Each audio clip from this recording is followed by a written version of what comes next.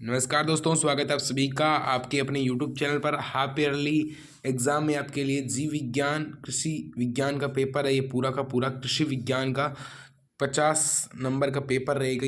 11वीं का पेपर है ये आपके लिए मोस्ट इम्पोर्टेंट पेपर है दोस्तों। आपके लिए काफ़ी डिमांड रहती है। और भारत पहला है, भारत में कितने प्रतिशत आबादी पर कृषि निर्भर है? तो दोस्तों लगभग 70% आबादी है वो कृषि पर। निम्नलिखित में से किस से विटामिन ए की प्राप्ति होती है? विटामिन ए दोस्तों किस में होता है इनमें से, वो आप लोगों को बताना है। हाथ से खरपतवार को उठाना दोस्तों क्या कहलाता है? निराई गुड़ाई कहलाता है। मादा पशु के गर्भ धारण का लक्षण क्या है दोस्तों? तो थनों का फूल जाना, पेट का आकार घटना या शरीर का भार बढ़ना। तो थनों का दोस्तों फूल जाना होता है। ठीक है। दूध देने वाली गाय को खनिज की आवश्यकता होती है। तो दोस्तों लोह तत्व की, कॉपर या कैल्शियम की दोस्तों ज़्यादा होती है। फिर आगे देखिए, भारतीय कृषि अनुसंधान परिषद की स्थापना 1900 दोस्तों आपके 1900 कितने में की गई थी? आपके 59 में की गई थी शायद। भारत में सर्वाधिक पशुधन वाला जिला कौन सा है? राजस्थान में। गाय के जनन अंग के अंडाणु जीवित रहने की अवधि 7 दिन मानी जाती है।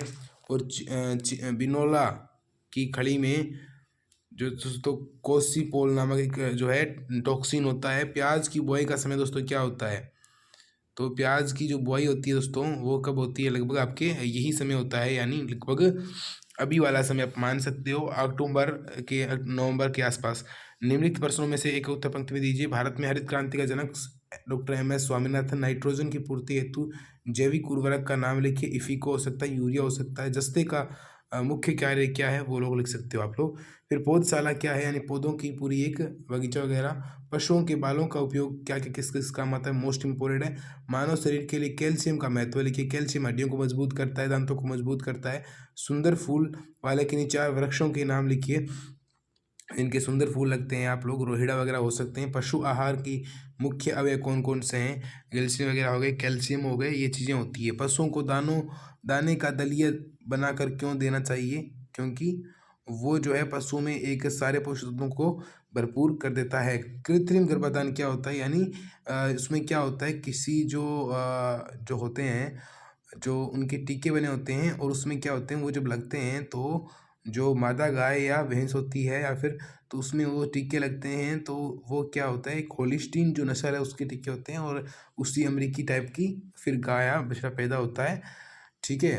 कृत्रिम गर्भाधान कराते हैं। मौसम तथा जलवायु में क्या अंतर है? मौसम क्या है? एक अल्पकालीन अवधारणा है। जलवायु एक 20-30 सालों में कोई चेंज हो सकती है जलवायु तो, लेकिन मौसम एक दिन में ही चेंज हो सकता है। ठीक है। जलवायु को प्रभावित करते हैं किसी स्थल की आकृति हो गई, उसकी समुद्र से दूरी हो गई, पवनों की दिशा हो गई। ठीक है।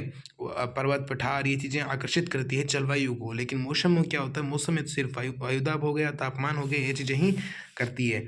मेघ तथा कोहरा में अंतर लिखिए। मेघ यानी बादल होते हैं, कोहरा यानी जो आप सर्दियों में आप सुबह सुबह देखते हो जहाँ पे कुछ दिखाई नहीं देता उसे कोहरा कहते हैं। सब्जियों की खेती के प्रकार लिखिए। गृह वाटिका के 4 लाभ बताइए। यानी घर पर ही सब्जी मिल जाती है, घर पर अच्छी बागवानी हो जाती है, ये चीज़ें। सींगों द्वारा पशु की आयु का अनुमान कैसे लगाया जा सकता है? कि सींग किस तरीके से निकलते, पशु छोटे होते हैं, सींग बड़े, उस प्रकार से लगा सकते हैं। कील दांत किन पशुओं में पाए जाते हैं? वो बताने हैं। दुधारू गाय के आहार का वर्णन करो कि क्या क्या आहार दोगे आप उसे? बिनोला, खल वगैरह चीज़ें दे सकते हो जो कि सामान्य सी चीज़ें होती है। मृदा जल को प्रभावित करने वाले कारकों का वर्णन कीजिए। फिर है मृदा को की संरचना को प्रभावित करने वाले कारकों का नाम लिखिए। ह्यूमस वगैरह ये होते हैं।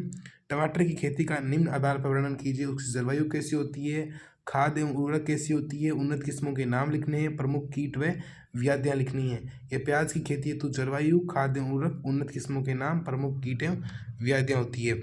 पशुओं के आफरा रोग का वर्णन निम्न से कीजिए। उसके कारक क्या था? आफरा यानी जब पशु बहुत ज़्यादा कुछ खा लेता है और वो पच नहीं पाता, पेट फूल जाता है, उसके लक्षण क्या होते हैं? पेट फूल जाता है। चिकित्सा क्या होती है? उसमें उसको कुछ तेल वगैरह दे के उसकी कुछ उसका कम कर सकते हैं। पशुओं की अतिसार रोग का वर्णन निम्न कीजिए। कारक क्या होते हैं, लक्षण? तो आप इनमें अतों में से एक कर देना दोस्तों। पूरा पेपर है वो एकदम आपके सामने आ गया है। बिल्कुल दोस्तों हूबहू यही पेपर आपको देखने को मिलेगा। जीव विज्ञान का पेपर है, एग्रीकल्चर के जो स्टूडेंट है उनके लिए पेपर है दोस्तों। मिलते हैं अगले वीडियो में।